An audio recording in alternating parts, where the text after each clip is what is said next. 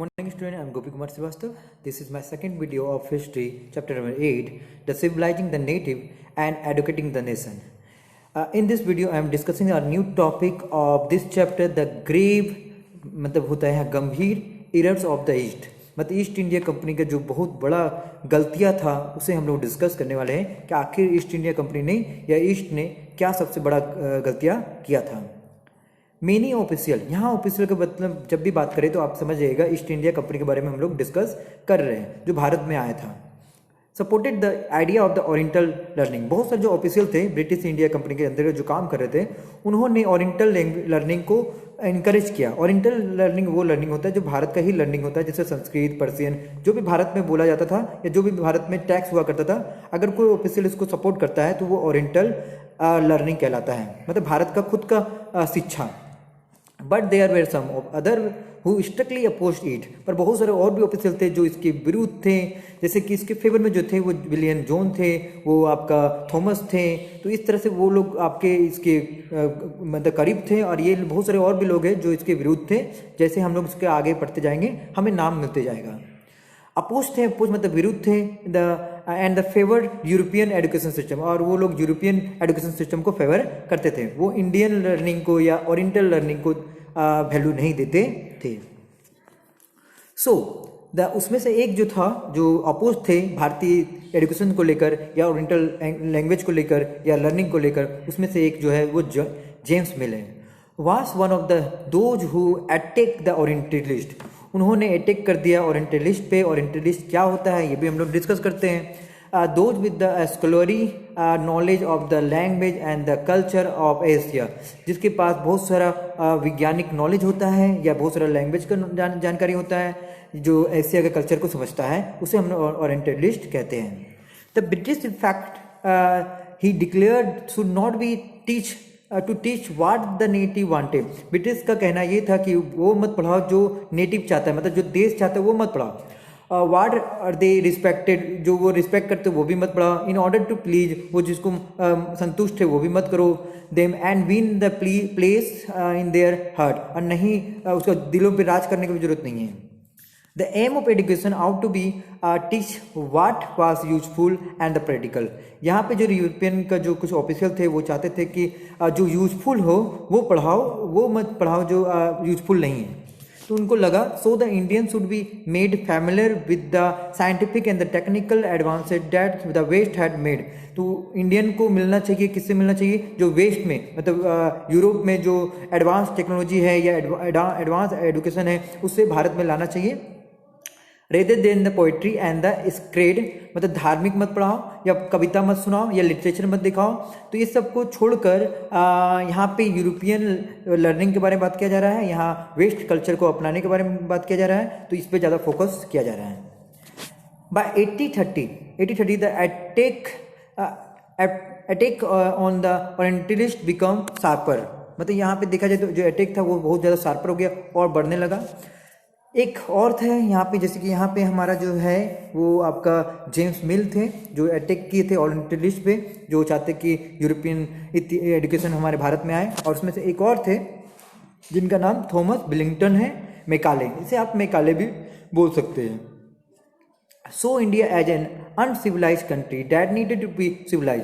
उनको लगता था कि भारत एक अनसिविलाइज लोग है जिसको रहन सहन का तरीका नहीं आता है, जिसको जो भी मतलब कि जो जीवन जीने का उनको रास्ता नहीं आता है या रहन सहन नहीं आता है, उनको ऐसा लगता था. ठीक है. तो ही अर्ज, उन्होंने आग्रह किया that the British government in India stop wasting public money in the promoting the oriental learning.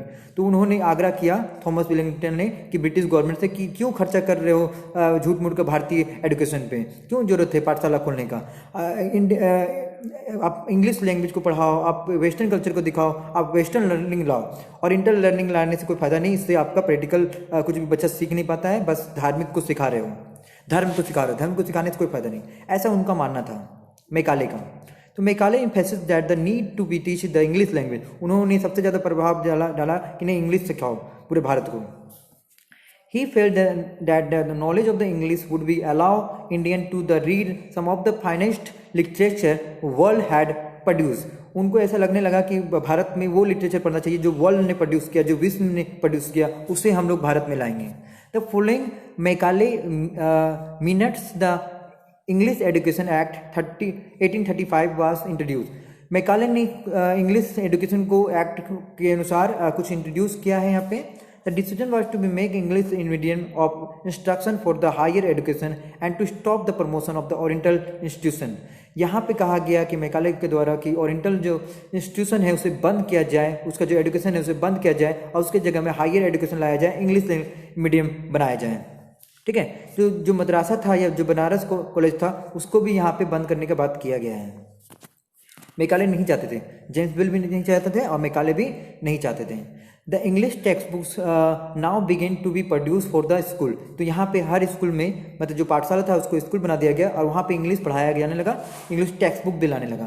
तो ये हमारा जो टॉपिक है ये खत्म हो गया। इस टॉपिक में हमने दो लोगों के बारे में डिस्कस किया, पहला जेम्स मिल और दूसरा हमारा था आपका